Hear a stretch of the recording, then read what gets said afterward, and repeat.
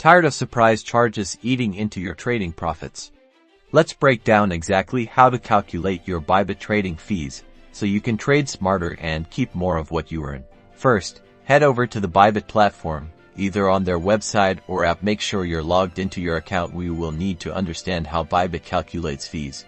Bybit uses a tiered fee structure based on your 30-day trading volume or your asset balance. Locate Bybit's fee schedule page, usually found under Fees, Help Center, or Trading Rules. Look for the spot trading fee table. Notice the maker and taker fees. Makers add liquidity to the order book, while takers remove liquidity.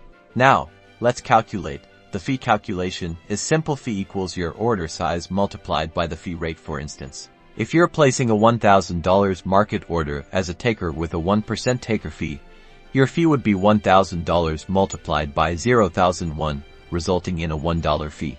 Before confirming any trade, always check the order confirmation window. Bybit conveniently displays the estimated trading fees right there, so you know exactly what you'll be charged before you commit. And that's it. By understanding and calculating your Bybit trading fees, you can make informed trading decisions and maximize your profits. Happy trading.